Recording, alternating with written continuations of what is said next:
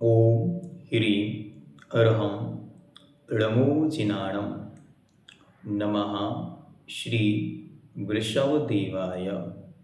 आचार्यवर मानतुंग स्वामी देव। श्लोक नंबर 42। युद्ध में शत्रु से विजय का मंत्र यहाँ प्रदान कर रहे हैं, क्योंकि पूज्यवर का जो काल था उस काल में इस तरह की विघ्नोपद्रव सहज थे। राजा लोग अपनी प्रतिष्ठाओं के लिए एक दूसरे पर चढ़ाई किया करते थे और उस समय युद्ध होते थे। संभावना तो ये भी देखी जाती है कि हो सकता है भगवान मानतुंग स्वामी देव स्वयं भी क्षत्रिय कुल से रहे हों, और जिस तरीके का उन्होंने इसमें वर्णन किया है वे स्वयं भी कभी युद्धों में गए हों। लेकिन उससे बड़ी बात ये समझ में आती है कि काव्यकार कृतिकार अपने साहित्य के अध्ययन से और साहित्यिक चिंतन से नए नए विषयों को समाज के सामने रखता है। तो भगवान मानतुंग स्वामी देव ने भी बहुत सारे विषय अपनी सूक्ष्मतम गहराइयों से, चिंतन से और साहित्य से हमारे सामने रखें। तो आइए देखते हैं श्लोक नंबर 42। बलगत तुरंग गज गर्जित भीमनाद माजौ बलम बलवता मपि भूपतीनाम उद्दत दिवाकर मयूख शिखा पवित्रम तत्कीर्तिनातम नात्तम इवाशु भिदामुपैति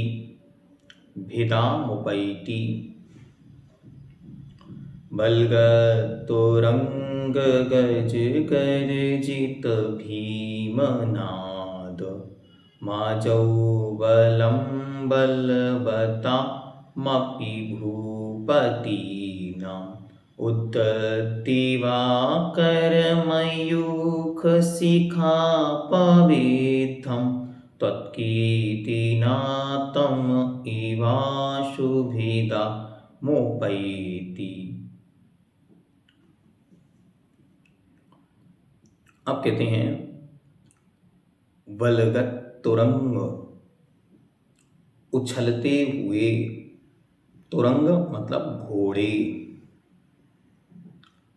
बलगत तुरंग, तुरंग शब्द घोड़ों का पर्यायवाची है, तो उछलते हुए घोड़े। और गज गर्जित भीमनाद, गज मतलब हाथी, हाथियों के द्वारा गर्जित अर्थात हाथियों की गर्जना से, भीम अर्थात भयंकर भयानक, नाद मतलब शब्द। ये युद्ध भूमि का वर्णन चल रहा है। तो दो श्लोकों में, तीन पंक्तियों में शुरू के उस युद्ध भूमि कैसी थी वहां की स्थिति बतला रहे हैं।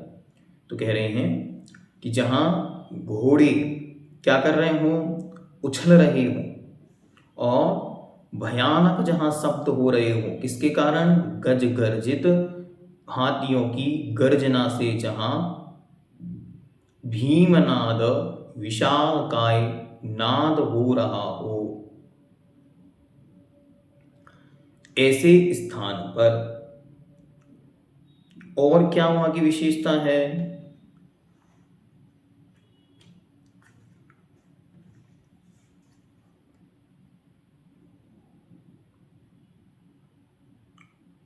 ऐसे भीमनादम तक चला गया। उसके बाद अजौ अर्थात ऐसे युद्ध क्षेत्र में, बलम अर्थात सेना, बलवताम अर्थात पराक्रमी, अपनी मतलब भी, भूपति नाम अर्थात राजाओं की। कौन सी राजा, जो युद्ध में लड़ने के लिए आए। तो युद्ध क्षेत्र में बल से युक्त जो सेनाएं हैं और बलवान जो राजा हैं, जो पराक्रमी शत्रु राजा जगण हैं,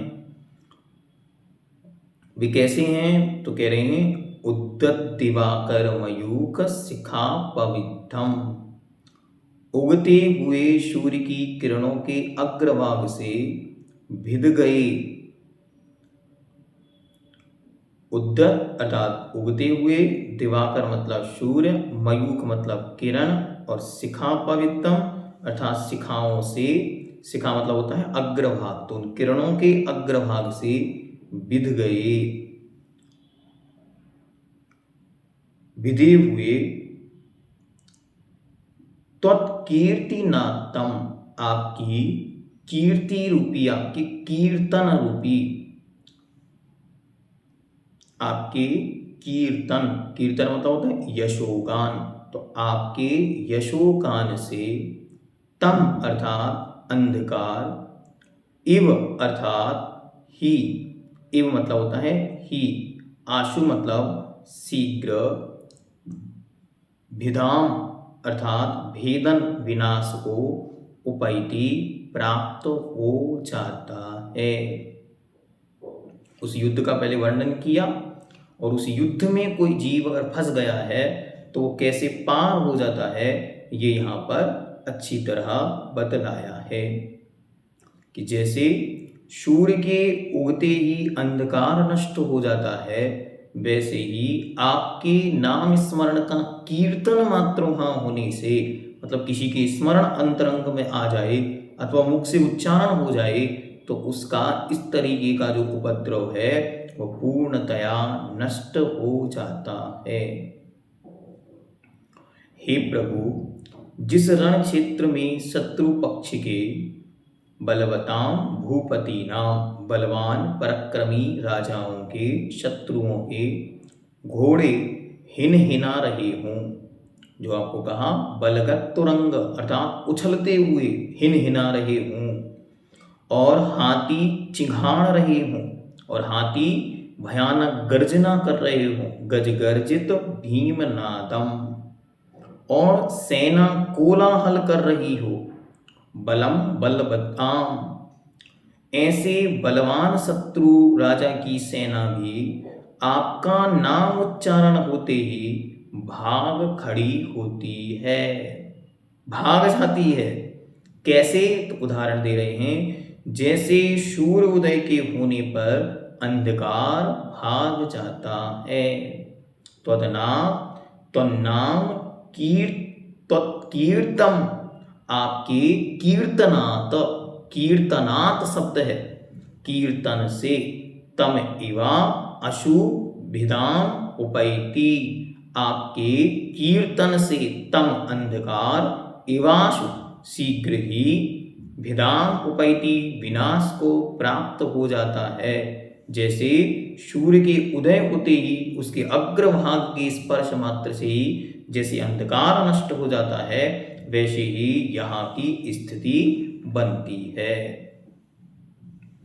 हे नाथ, जिस तरह सूर्य की किरणों से अंधकार नष्ट हो जाता है, उसी तरह आपका यशोगान करने से बड़े बड़े राजाओं की सेनाएं भी युद्ध में नष्ट हो जाती हैं, हार जाती हैं, समाप्त हो जाती हैं, और आपका पक्षधर अर्थात जिसने अपने चित्त में आपको स्थान दिया है वह शीघ्र ही जीत जाता है, विजय को प्राप्त करता है।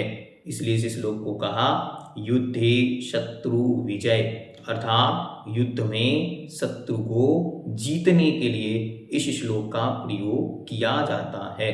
तो जिनके भी किसी भी प्रकार के कोर्ट केस हों, किन्हीं प्रकार की ऐसी आपत्तियां हों, अथवा कोई भयानक बलवान शत्रु है, तो उससे निवारण के लिए इस श्लोक का 27 दिन तक 27 बार एक दीपक सामने रखकर इसका स्मरण करने से, श्लोक का पाठ करने से वह आपकी बाधा शीघ्र दूर हो जाती है। ओम ह्रीं अरहं युद्ध मध्ये संग्राम मध्ये क्षेमं कराय, सरम शत्रु विघ्न विनाशनाय, क्लीं महाविदिक्षर संहिताय हृदयस्थिताय सर्वविघ्न उपद्रव निवारकाय श्री विश्वनाथ परमेश्वराय नमो नमः।